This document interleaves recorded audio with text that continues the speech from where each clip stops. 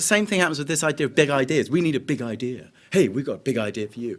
I got news just in. There is no such thing as a big idea. At inception, all ideas are tiny and brittle, and any moron can kill an idea at inception. It takes great vision, though.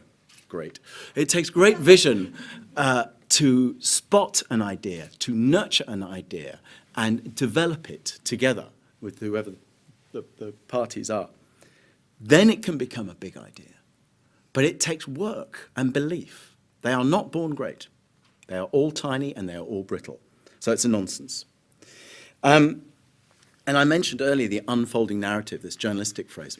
All great ideas or big ideas in today's world started out life over here somewhere and then went on some circuitous little journey. And only looking backwards could you conclude that it was all preordained and it was a stroke of genius, etc., etc. Everything that I've ever been involved in that was anywhere near classed as great, the drumming gorilla would be an example, which I'm not going to talk about, but the actual story behind it was nothing like all the chat afterwards.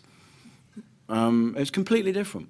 So everything starts brittle, and there's a spiritual leader in India by the name of Swami, and his second name I just simply can't pronounce, but he observes when he speaks that the true essence of science, going back to the theme of science and Einstein and what have you, the true essence of science is to never stop experimenting. It is not about the precision of an endpoint. It's a journey of experimentation, a Mobius strip. There is no destination.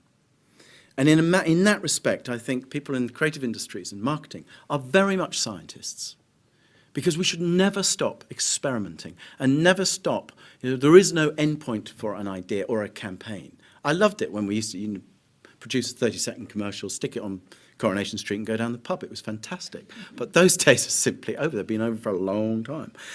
This notion that ideas are in a state of permanent beta is never finished. So why would you stop and wait and perfect and hone it for another 3 months in post-production when your competition are out there eating your lunch?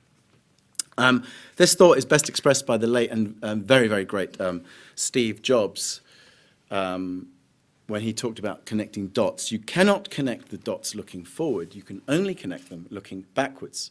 So you have to trust that the dots will somehow connect to your future, which I really love the sort of honesty of that.